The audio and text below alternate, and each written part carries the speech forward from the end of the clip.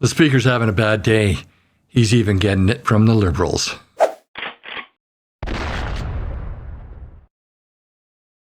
Welcome to my channel, y'all. I hope you're having a great day. Yesterday, in question period, Speaker Fergus ruled a couple of questions out of order, one from a Liberal and one from Andrew Scheer. But he allowed Andrew Scheer's question to be answered. He didn't allow the question from the Liberal to be answered. Karina Gould or whatever her name is, brought up a point of order after question period. And I think it's worthwhile taking a look at this because Mark GERRETSEN also took a shot at the Speaker, but he wasn't so gentle. Mr. Speaker, in light of what happened in question period today from the question from the member from Davenport, as well as the question that was posed last week on Wednesday by the member from Kingston, in terms of taking away a government's response, the precedent that had been set in this place is that even if a member asks a question that is not related to government business, if the minister gets up, the Speaker had recognized that minister to speak. And so I'm just asking for some consistency and fairness in the practice so that we all know as members of Parliament in the frame of how these questions should be asked and whether an answer is respected or is given or not, as well as what if a member from the opposition is asking a question that is out of order, what the consequence would be for that. Thank you, Mr. Speaker. Good point. At this point, a very articulate Conservative stood up and explained why the Andrew Scheer question should have been ruled in order, while the Liberal question was out of order. Now, it doesn't really matter what those questions are, and this video would be long and tedious if I was to include them here. The point is that Mark GERRETSEN gets up next, and he kind of rips into the Speaker. To add to the intervention of the House Leader, Mr. Speaker, I would like to submit the following to you. There seems to be a precedent that's developing that if you are of the side of the government, you belong to the political party of the government, your question will not be answered if you deem it not to be in line with government business. The problem with that is, Mr. Speaker, is that neither the member from Davenport nor myself are members of the government. We're not parliamentary secretaries and we're not cabinet.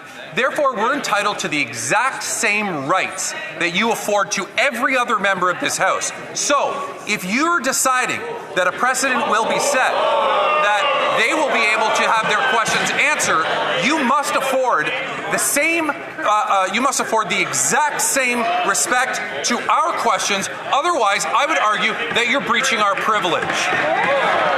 This is the same guy who had to retract a tweet so that he wouldn't be sued. Yeah, he's not a very smart guy.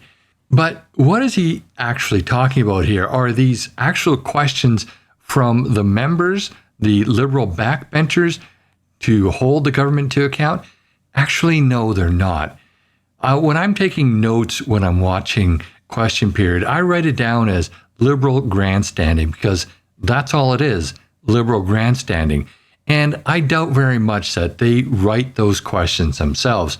They get them handed those questions from a minister and maybe even the Prime Minister himself, or at least the PMO's office.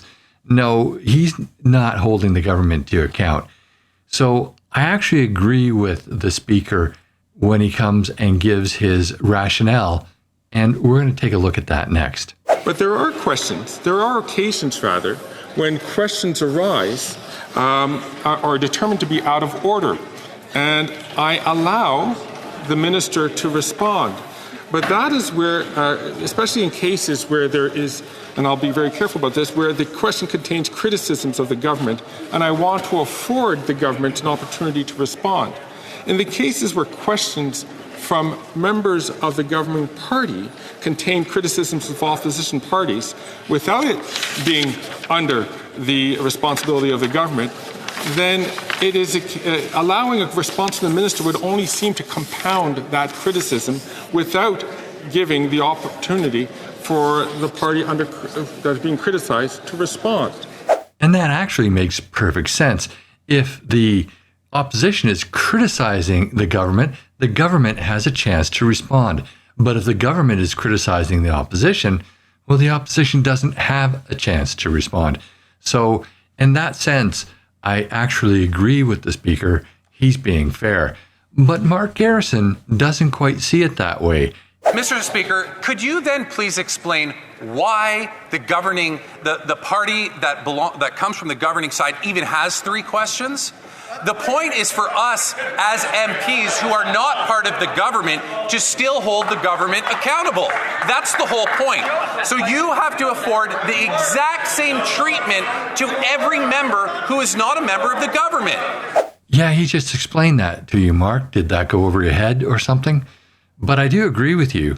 There's no real point in giving the government side of the House questions to ask the government.